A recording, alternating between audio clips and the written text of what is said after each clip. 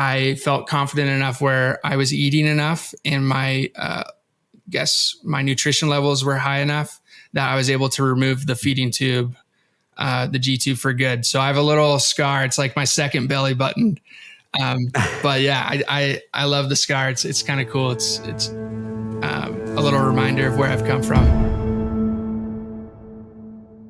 What about, I guess I'm curious with, you're in a high school years here. And 8 years was mentioned. Where from 12, so that'd been 12 to 20? Yeah. What changed at that point 8 years later? Yeah. So 12 to 15 was kind of like the getting restricted. And then 15 was when the 8 years started of just medical formula, rice and pears. Yeah. So it was 15 to 23. So gotcha. For 8 years, really, I just kind of came to terms with, probably never going to tolerate more food again. And just kind of lived my life for the most part. I kind of stopped food trialing and started just cheating on my diet and just being like, screw it. I'm going to go. I grew up in Texas, so I'd go eat at Whataburger and just down some really good food there. And then I'd be throwing up in the toilet that night and just kind of be like, hey, it was worth it. I needed it. And my friends would be like, oh no, Zach, you're not going to like that later on. But they kind of thought it was funny. But yeah, I kind of just like stopped putting in the effort for food trialing and just kind of living life. Still lots of ups and downs. It's such a mental burden to be around people eating. But I definitely I learned so much in these 8 years. It was so difficult, but it taught me, one, being negative doesn't change your circumstance. That's kind of how I was from 12 to 15. And then I was forced on medical formula. And I was like, geez, well, if I can't change anything, why should I be an annoying person to be around? I should try and, focus on what I can control, connect with people. That should be my focus when going out to eat. I have the rice cakes now, so it's not as awkward. But still struggled a lot mentally. And yeah, swimming was a good outlet, but throughout those 8 years, just kind of navigating life, I ended up going to college for a year. And then I went on a church service mission for about a year and a half. And when I came back, I was living my life again, trying to, just move forward. But in 2020, there was it wasn't a clinical trial, but my doctor, I should say, I moved to Utah to go to school. And so I ended up meeting with doctors in Utah, and they ended up having some samples of a medicine that seemed pretty promising. And they had tried everything in the book. I'm kind of a rare case with this chronic illness. And so they're like, Zach, we want you to eat something again. So let's just try this out. And I didn't think much of it. And it ended up helping me tolerate food, at least for the first time, which was pretty incredible. Wow. Yeah, that is incredible. So when you said for the first time you could tolerate it, no side effects, no sickness, no pains, or was it just kind of, I guess, was it dulling those things? I'd say dulling at first. But after about 6 months, I stopped having stomach pain. And I'd rarely have stomach pain, but I'd still get quite a bit of fatigue. So I wasn't sure if I was absorbing the nutrients very well. So I still, drank the medical formula and pushed forward with that for the nutritional side of it. But just, I guess, 2024 now. So it'll be 4 years in about a month that I've been able to, increase my diet to the point where I don't have to restrict it anymore. Wow. That's amazing. And so this medicine, and you said you tried it, you had good results from it. You continue to take that today. Is it the formula or the medicine stayed the same, or is that kind of changed with time? Yeah. So when I should mention, at the end of high school, I drank medical formula by mouth for 3 years up to that point. So I was 18, about to go to college. Okay.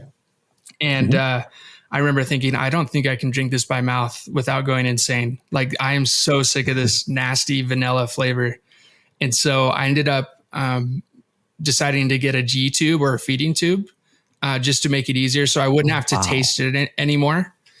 And, so after high school, that was kind of helpful to not be able to have to taste it and just kind of inject the formula in. But after 2020, I started reintroducing foods. I still had that port or G tube just to inject the formula. And it wasn't until I was nervous because, eating again is great, but it's also nerve wracking because what if things go back to where they were? What if I, can't eat food again? What if something goes wrong? Because for so long I didn't have control. And so after about 2 years in 2022, I felt confident enough where I was eating enough and my nutrition levels were high enough that I was able to remove the feeding tube, the G tube for good. So I have a little scar. It's like my second belly button. But yeah, I love the scar. It's kind of cool. It's a little reminder of where I've come from. But yeah, I got that out in 2022 and I've just been relying on food only for the past 2 years. Wow. Well, congratulations, getting to that point. I know obviously it wasn't an easy road to get there. And have you said you coped with swimming kind of helped you. It was your kind of outlet, in the high school years, right? But what did you do to cope outside of that when you went to college, right? And as you get into your 20s, like how are you coping with it? Yeah. Emotionally, mentally, For sure. So swimming was a great outlet, but after high school, I wanted to swim in college, which was actually one of the reasons I wanted to get a feeding tube so I could inject a ton of formula and get big, so to speak. But I wasn't quite fast enough to swim in college, which was great. That would have been a huge commitment. And so it was nice, to kind of take a break from swimming. Aside from swimming, I like to make wraps a lot. More so high school years, beginning of college, of just like my rice cakes and pears situation and, how hard it is to be around people who can eat food, kind of making jokes of like, I feel like I'm a dog eating the same thing every day. So I'd kind of like, if there's a niche in the music industry for people who can only eat rice cakes and pears, I was that guy. So it was very specific type of music. But I would just do it if it felt like a release. Another way I coped was really just like allowing myself to feel frustrated and giving myself the opportunity and space to just let it out. Whether that was going on a drive or venting to my mom. I had a great support system. I usually felt better. It was almost like my cup of tolerance was filling all the time of this is really difficult. I don't feel well. And then it would start overflowing. And that was when I was like, okay, I gotta get this out somehow. So that was really nice. I'd say the other outlet was spirituality and just kind of prayer, understanding that God, my belief is I thought God was out to get me at the beginning. I thought he hated me. I thought he was punishing me. And then I kind of came to the realization through prayer, scripture, and just kind of, trying to connect with my faith that that's not the case. This is just the reality of life. Things just don't always go our way. And so I would get strength with that spiritually to just keep moving forward.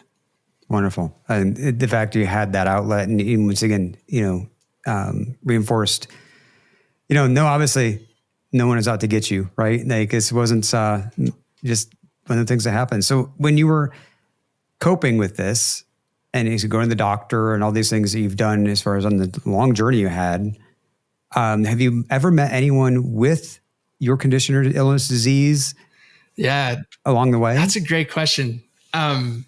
Not so high school. No. Oh, there was one person who was actually on MTV. It was like the series True Life, where they show like these different situations with people. Like there's some weird episodes where a guy eats couch cushions and then where someone else is like allergic to everything, which happened to be this guy. His name was Zeke.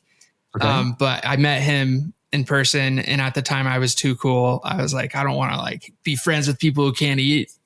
But I realized shortly, I probably should count my blessings here. But going to college, I think I met a few people one memory that pops up is I went to a water park and I had the G tube and I owned it. I didn't really care. People always stared, but I remember in the line, waiting for a water slide, a kid taps on my shoulder and he goes, "Hey, look." And he points to his stomach and he has the feeding tube. He's like, "Dude, no way." Oh my goodness. And it was kind of a light bulb moment for me to like look outside myself and connect with this very small community that is struggling just as much, or if not more than me. And it was really cool to be able to kind of like connect and laugh about our situation and kind of just like form our little club, so to speak.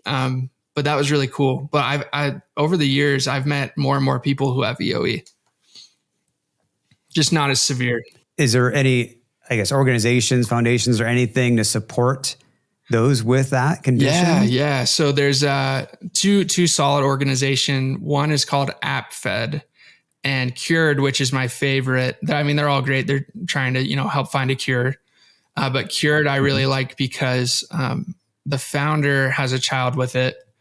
And all the proceeds 100% go to research. So there's no cost or everything you're donating is going towards an actual cure. Hi, I'm Mark Thomas, founder and CEO of Current Tech Solutions and Cyber Guardians.